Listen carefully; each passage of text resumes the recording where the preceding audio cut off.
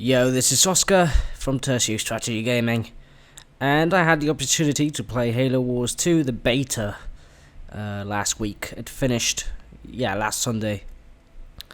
So I didn't get much gameplay time with it because I'm late to the party. Okay, so I actually downloaded the beta on Sunday, so I just had like a few hours to actually try out the game before the beta went down. But no regrets, I actually am enjoying the game. Here you have a small tutorial which I'll let the dude talk. My name is Captain James Cutter. It's important to keep an eye on the battlefield so you can react and plan your strategies accordingly. You can move your view around the map using the arrow keys or the mouse. Holding Alt while moving the mouse will rotate the view. Units can be selected by left-clicking on them.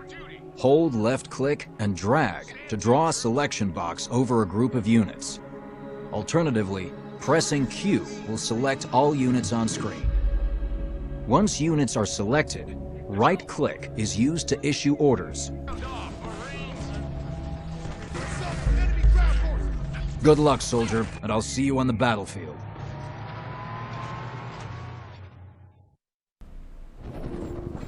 Okay, so I'll let the guy talking in the background because this is just tutorial gameplay.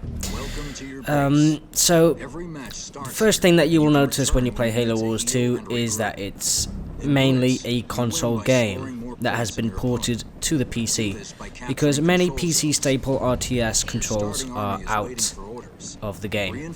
And by that I mean there's no control groups, at least from what I've seen, no control groups, no attack move, not really any useful hotkeys. The only hotkeys that you have is the special abilities of individual units. So like every unit, like the infantry, have grenades, and you press the R key and they throw the grenades. That is practically the only kind of hotkey that you have. You also can move the camera with WASD, which is very uncommon for RTS games, but I suppose that all of these little changes, they make sense for this game because it's an RTS, yes, it's not a classic RTS. It's a more like an arcade action deathmatch kind of strategy game. So there's no resources really. I mean, there is a resource which I just don't remember the name right now. I think it's uranium or something like that. You gain it little by little, and you can capture small points on the map which increase that ratio, that gain ratio that you get of the resource. Then you use those resources to spend on cards. Yes, I said cards. This is like playing a bit like Magic the Gathering or Hearthstone. As you can see on the screen, I have 4 cards in my hand, and those cards, you just play them. They have an associated cost, and you can summon new units. Here, for example, we can see the booster pack system, which works just like Hearthstone. You buy random packs which have random cards in them, and you get those cards which are sorted by rarity. You got common, uncommon, legendary cards, so on and so forth, and you get new units for both factions in the game. Just like Halo Wars 1, there's 2 factions. It's the alien guys and the human guys. Yes, I'm not a Halo fan, so sorry, I don't really know the lore. The only other Halo game that I played is Halo 3, and I got bored of it. I didn't even beat it. Here you can see is the legendary card that I got in one of those booster packs, Alice 130. I didn't have enough time to try them out though, because the decks are random. You have to build a deck, put in the cards you want, and unfortunately in the skirmish that I played later on, I didn't get the legendary in.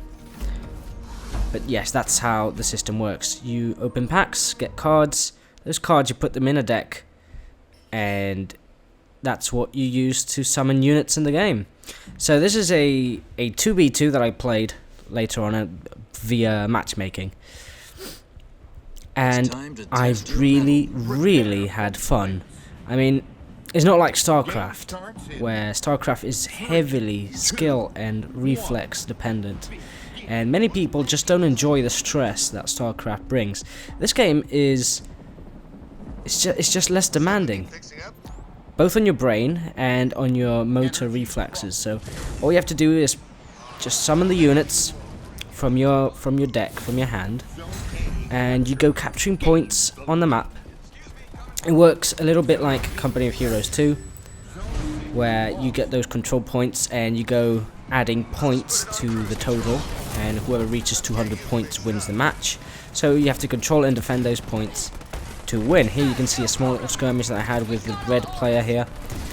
I'm totally using all the RTS skills I learned during the years, which is focus fire on the strongest units and move back my weakened units. That is something that I totally learned from Warcraft 3. Something that the red player isn't doing.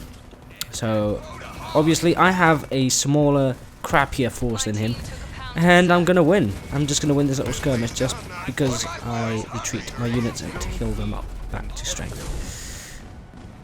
And my ally is in the southern part. He's already capturing the C point, and here we're controlling Alpha Point and Bravo Point, which is pretty fine. We got all 3 points on the map, so we're getting lots of points. And I say the word points a lot. But that's the only description I have for these bases. Okay, so here the yellow ally came in to help him because he was getting destroyed. So I have to retreat. But I had a Predator tank card in my hand, which I summoned, which is a very powerful tank which will help me to clear out the land. So I'm going to go back and recapture Zone A. My ally is actually defending very well on his own. No need to help him out, so I'm just going to creep on to point A and recapture it. Get those new infantries, and all together go capture the point. Now, selecting units is a bit uncomfortable because, as I said before, there's no control groups, at least from what I've seen. Maybe I'm wrong, because I didn't experiment 100%. But yeah, you're going to have to kind of select your units around the map and move them individually, just like that. Now, disclaimer, I did play Halo Wars 1 on the Xbox 360, and I thought it was a complete crap of a game. I mean, as a game itself, it's good. But as an RTS, I thought it was pretty caca. At least because of its controls. I mean, controlling an RTS on an Xbox controller is not the most comfortable thing ever. So it really hindered my enjoyment of the game. I really liked the game, the way it was built and structured. It was great for a console RTS. Very simple, very arcadey. But the controls really ruined it for me. I didn't even beat the campaign because I just got bored in the middle of it because it's just not enjoyable. But this game, now that it's on PC, with mouse and keyboard controls, it just makes the experience so much better. You can enjoy this arcadey, fast-paced controls with lightning fast precision, and that's amazing. And the battles are gorgeous. I like them. I like the tactical objectives that you have. You see those canisters, those purple canisters, is what increases your resources gain rate. Which here I'm trying to capture it with one of my helicopters, but you can only capture it with land units. That's something that I learned the hard way. So I have to send my force over there to get it. Yellow is really taking a beating here. And I'm sending in my choppers. We reach 200 points before the big battle, and we win.